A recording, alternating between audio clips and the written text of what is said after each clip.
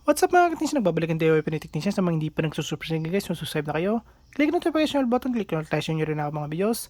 So yun guys, magbubukas tayo ng, or magte-tear down tayo ng GLI Net Wi-Fi 7 MT3600BE. Ayan. So, ayun guys, nabuksan ko na siya. At ipapakita ko sa inyo kung paano ko siya nabuksan para may idea na kayo kung saan nyo siya kakalasin guys. So, gumamit muna ako ng blade. Itong blade na to guys ay wala nang talas.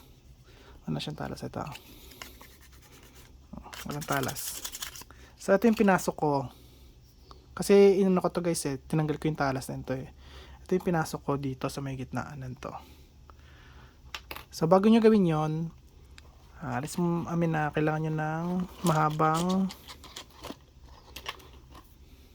mahabang precision tools na ayan, Phillips guys.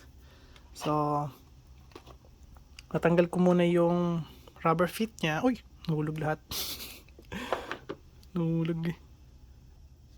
So ngayon guys, ang gawin nyo, ayan, so ilalagay nyo nga yan dito pag ganyan. Tapos dito sa likod, nakabukas na kasi siya eh. So dito sa likod, iaangat nyo siya pak, ganon. Yan, aangat nyo siya pag ganyan. Dito aangat nyo rin pag ganon. So bago nyo siya maangat guys na ganyan, kailangan nyo kaganyan muna yan. Yan. Bago nyo siya maangat. So isa-isa nyo lang. So angat muna to. Sunod to, sunod to. Tapos pagdating dito, sarado nyo lang to. At dahan-dahanin nyo lang siya guys iangat. Para hindi masira yung pinaka self lock. Ayan. So yun ang itsura niya guys. Kung nakikita nyo, ang ganda. So pasok dito hangin. So kailangan to laging nakabukas kapag gagamitin nyo. Tsaka itong sa kabila. Ayan. So pasok dito hangin. Kung nakita nyo guys. Tapos papasok din dito sa cooling fan nya. Tapos eto guys, kasi may ganito to, may harang, kasi ganito rin yan eh. So kaya nilagyan yan ng harang dito para yung init lalabas agad guys dito yan. Ayan o. So diretsong yung init nya. Ang kagandahan dito, ang galing ng pagkakadesign nila. Nakita nyo guys, sakong sakto yung mga fins dito sa may ano nya, exhaust. Tsaka dito sa input nya yun o. Nakita nyo, ang galing no, sakong sakto. So ngayon, eto, alisin nyo to guys. Eto.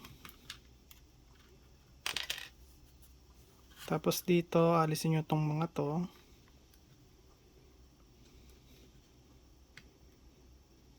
Laki ng IPEX na ginamit nila rito. Hindi nila tinipid to guys.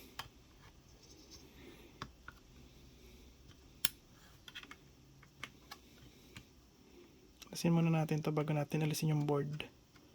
Para wala nang sabit.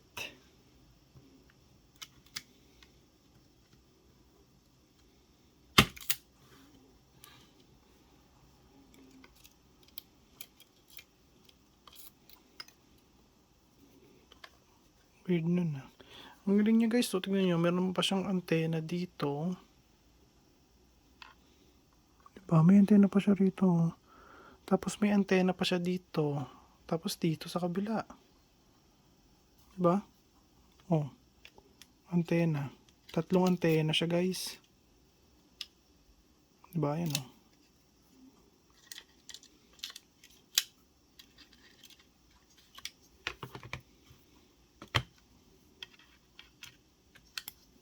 Tatlo yung antena. So ngayon, ayan na siya guys. Alasin na natin to. Salpak lang kasi ito guys eh. Wala naman siyang ganong lock dito. So kunin nyo lang siya guys. Pero dahan-dahanin nyo kasi baka may maputol or may matanggal na component. Ayun, hindi nagagana yan.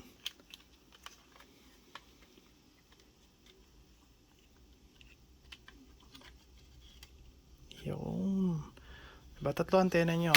So isa, dalawa, tatlo. So, eto. May mga fingerprint na oh. Tsaka, pang beta test lang naman to guys eh. So, syempre, yung sa inyo, yung mga pang consumer na, eto guys, wala na tong mga ganitong fingerprint eh. No, may fingerprint kasi oh. Okay. Although, wala namang ano yun, wala namang problema kahit may fingerprint. So, tanggalin natin to.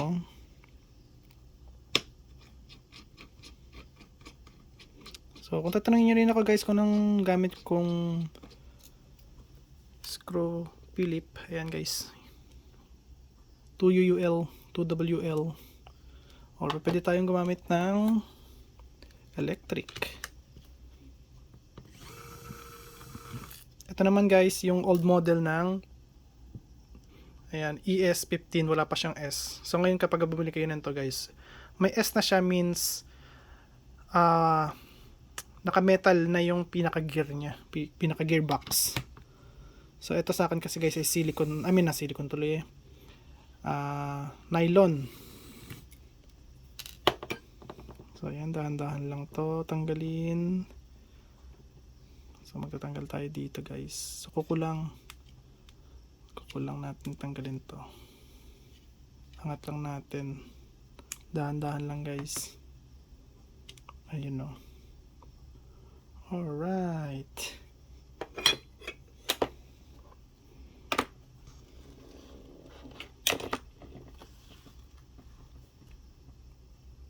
Tapos dito sa kabila, kasi natanggalan natin yon, tanggalin mo natin tong connector. So yung connector niya guys, pares lang ng Raspberry Pi 5. Ayan, pares na pares lang sila guys ng connector. So eto naman, alisin lang natin to ng kuko pa rin.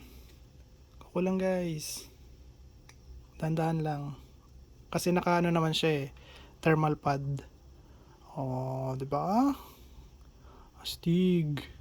Yun, may mga fingerprint siya, yun. 'Di ba? Beta tester. So okay lang 'yan. Pero kung ito yung talagang laki ng laki ng fingerprint niya, grabe. Grabe. Basta guys, huwag kayong matakot na may fingerprint din sa inyo. Okay? Kasi yung sa inyo, pang consumer na yon. So ibig sabihin, iba yung beta board, kasi pang beta board lang to, katulad ko. Iba yung pang consumer. Etong mga ganito, baka sa inyo guys, pag binuksan nyo, iba yung itsura. Okay? Kaya nakita nyo, naka version 1 siya. Ayan. MT3600BE version 1. So ayan siya guys. So ngayon, kaya ko binuksan to para meron tayong reference ng board kung ano yung mga nakalagay na component. So zoom in natin. So ayan ang mga component na nakalagay dyan.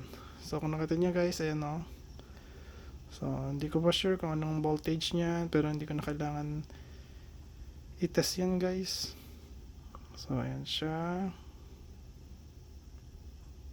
para may idea lang kayo kung sa inyo is nasira at may nasunog, at least alam niyo kung ano yung ilalagay na component. Ayan siya guys.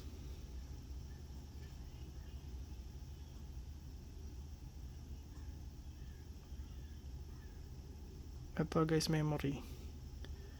Halata na memory siya. So yun, nandito sa loob din to guys, hindi ko mapapakita sa inyo kasi baka kung ano mangyari, tinetest ko pa lang to. So ayan. So ayan guys, kita nyo, S12P03. So para siyang MOSFET. Yeah, parang MOSFET yata siya mga sir. So ayan siya. Dito tayo guys, ayan o, R7. So dito guys yung mga 6 pin, 5 pins. Tapos yung Realtek Ayan guys, yung ganyan para siyang crab ang ano niya. Ayan o, diba? Para siyang crab guys, diba? Or crab talaga. So ayan guys, Realtek RT RTL 8221B. Ayan.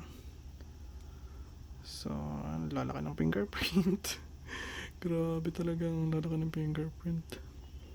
So, ito yung last na back or boost converter. Nandun lang sa dalawa yan guys. Back or boost converter lang. Yung mga yan guys, yung nakikita nyo na may inductor na yan, pwede yung back, pwede yung boost. Pero feeling ko mostly back converter yan. Kasi kailangan dyan ng 5 volts, 3.3 volts, 1.8 volts, 1.2, 1.1, 1 volt, 0.9 volts or 0.8 volts. Ayan, para dyan sa mga yan.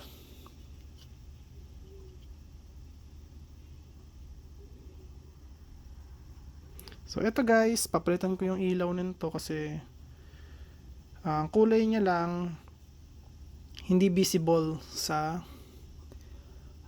liwanag. Okay, so hindi nyo nakikita kung ano yung nangyayari sa kanya. So, papalitan ko yan ng green at saka red na LED. Okay, para kitang-kita siya. So, kasi pagka naka-blue, kala nyo white. Tapos pag naka-white, kala nyo naman blue. Diba, pagka blind color kayo, edi mas magandang palitan ko na lang siya ng ibang kulay. So, ayan guys, wala na. Yun lang. Tapos ito naman, yung pinaka heatsink niya lang.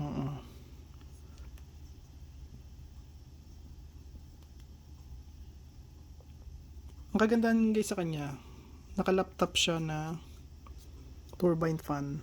Ayan. So, ayun guys. At kung nagustuhan niyo yung video ko, huwag kalimutan mag-like, share, subscribe. Click ang notification bell button. Click all guys. Bye. Peace.